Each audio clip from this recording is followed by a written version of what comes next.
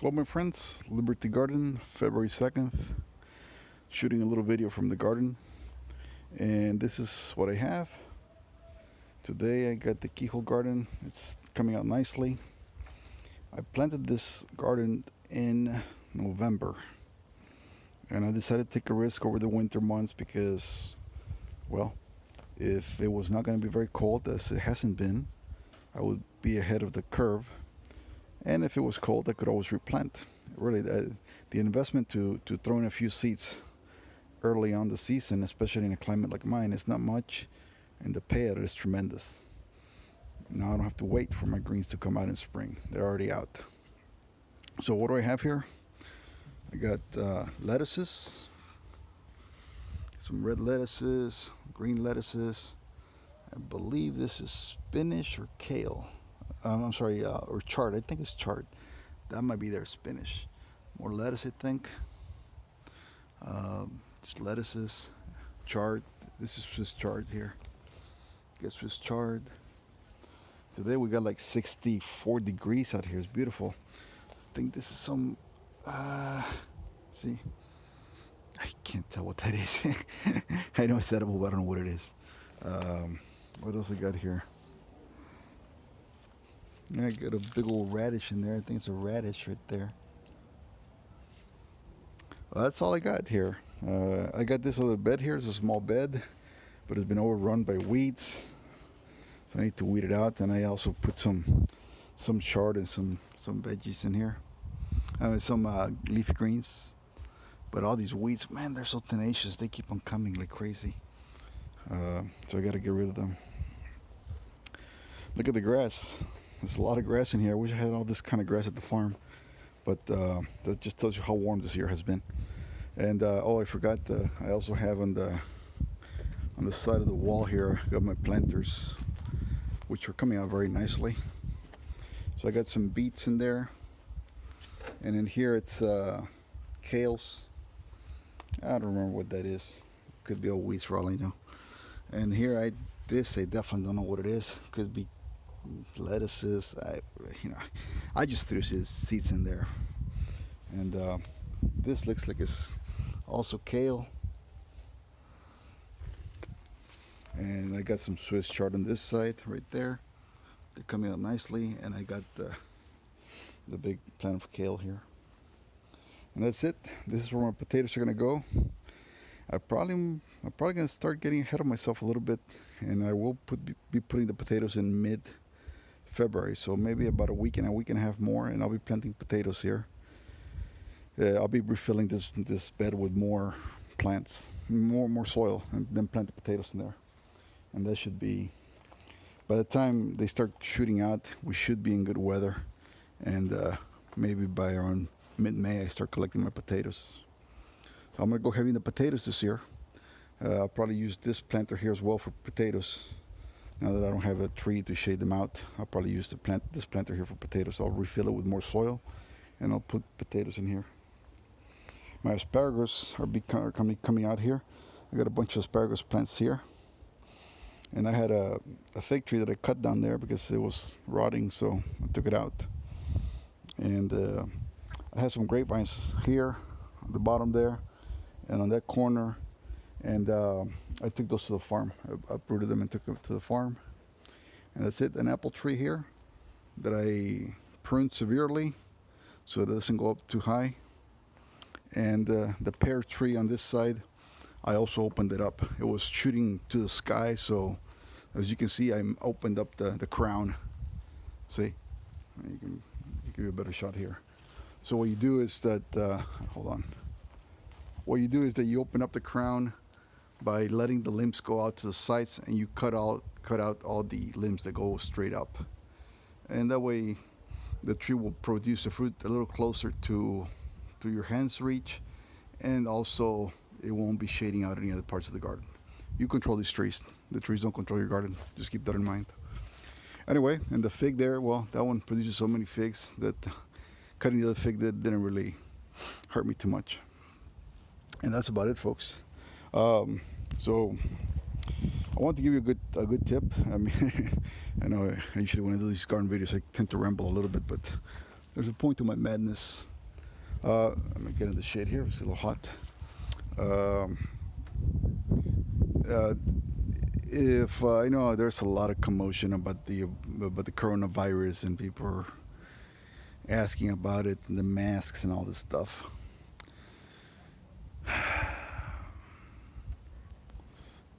There's a lot of fear mongering right now. That doesn't mean that this virus doesn't have the potential to be real nasty and spread like the Dickens, like wildfire.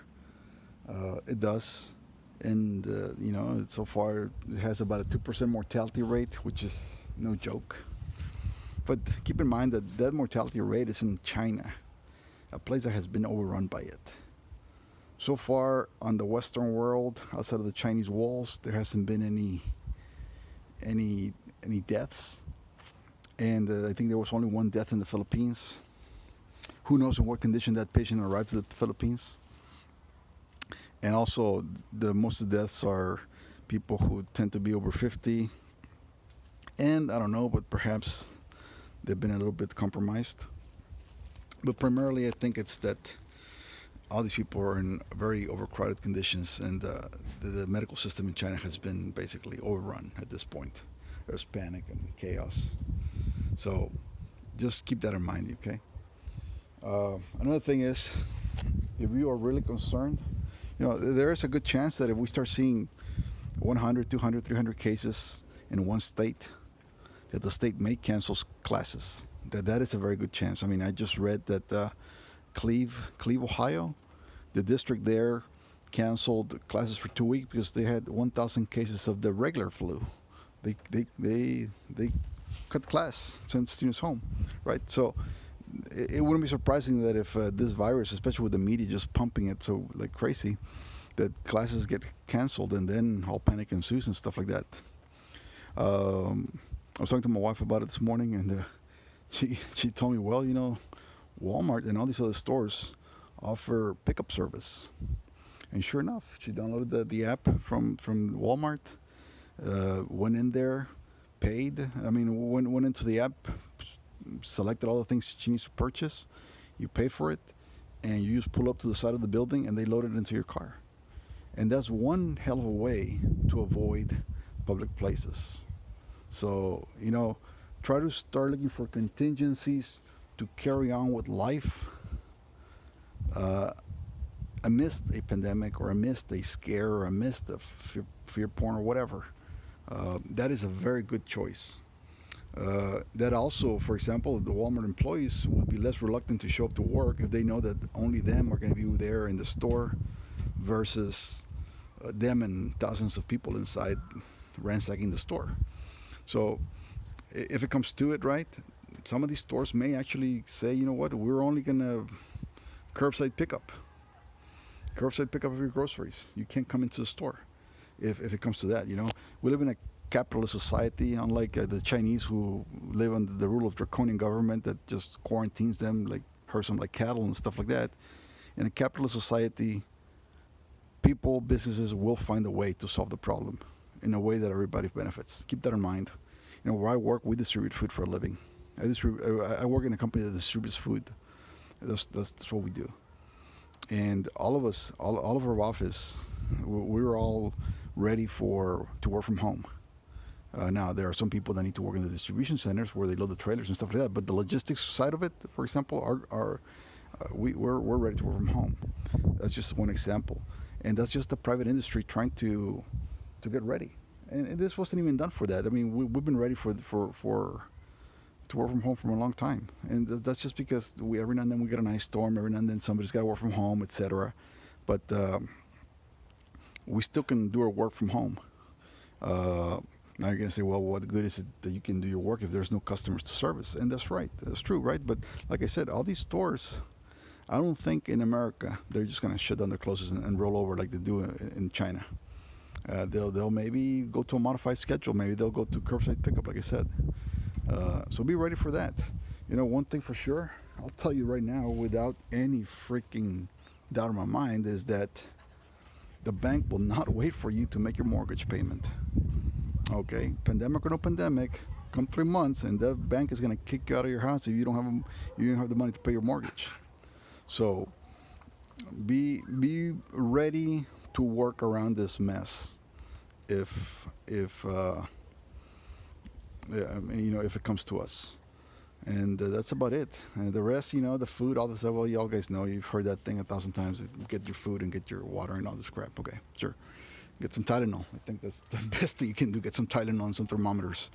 Uh, that's about the best thing you can do for the flu. Get it, pop a Tylenol, lower your fever, make sure it doesn't cook your brain, and try to do that, right? The other thing is that one of the things that we're discussing in the house is we're going to keep a room. We have a guest room that is east facing, gets a lot of light. It's got its own set of windows. We will keep that room as a designated sick area. So if somebody gets sick, you're going into the room, and we're going to we're going to seal off the return vent from the air conditioning, and just seal that room off, and just have somebody go feed somebody in there with a mask and some eye protection, and we'll try to do that. The numbers coming out of China, those numbers are bullshit. Those numbers are bullshit. I guarantee you, dollars to donuts, that the people infected in China is not 14,000 like they said this morning, the official numbers. The numbers got to be 10, 20 times bigger than that. Because look at it this way. If you are in China and you know there is no cure for this damn thing, there's no vaccine, and you know that the government is quarantining, putting you in quarantine if you've sneezed the wrong way, anybody that's sick is not going to risk it. They're not going to go to the clinic and get thrown into some cold room for them to die in there. I mean, they're simply going to stay at home. They know there's no cure. The family's probably going to keep them at home, especially if it's a kid. They're not going to take him out to the hospital. They say, you know what, we'll just deal with this kid at home.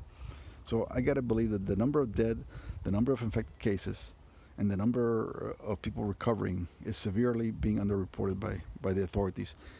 Through malice, maybe, but probably because they don't know. That's the most likely explanation. So likewise here, if it comes to a point where, like Hupel said, that if at a million cases the system becomes inoperable, yeah, sure. Well, what do? You're going to stay at home. I mean, why would you go dump a kid at the hospital? Then now you have to go to the hospital, and now you run the risk of getting infected at the hospital because there's a lot of people infected at the hospital. So we, in our case, we decided to get a room ready. It's got a bed. It's got a lot of light. It's got its windows, and you ventilate the room every day, and designate a bed in a bathroom. The bedroom has a bathroom right outside of it, and you seal off that part of the house, and you live with it. I mean, that's my opinion. I don't know. I'm not a medical expert or anything like that, but I would rather have one of my kids at home taking care of them than having them in the hospital where they can be quarantined. That's just the way I see it. But anyway, folks, thanks for watching, and keep that in mind. Keep look into curbside pickup of groceries, especially in the United States and Canada. Well, I don't know about Canada, but the United States. You live near Walmart, near Kroger, near Sam's, near Costco. All those guys have apps. You get on the app, you get your groceries, you go pick them up. They give you an appointment time to pick them up. You pick them up, they put them in your car. All you got to do is open the trunk. They put them in there. You don't have to talk to the guy because you already paid for all the crap. You don't even have to open your car window, and that's it. You move on. Okay, be ready, not to go into panic. Be ready to survive. That's it. Be ready to make ends meet with your family, with your job commitments, with everything. I mean, that's how it is. We live in a society that's interconnected, that's got to keep on rolling regardless of what comes at it. So remember, this is capitalism in our society. It's not going to stop. I guarantee it's not going to stop. And just roll with it.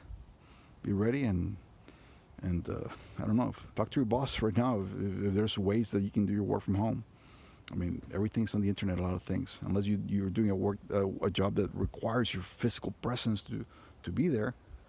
But even then, I mean, it's better to have 20 people in one building than 60. If 40 can work from home and 20 got to come in, well, that's better than having all 60 in one building getting sick. So Start looking at those. Start looking at creative ways to minimize the impact of this virus on your life and those around you. Until next time, folks. Have a great day.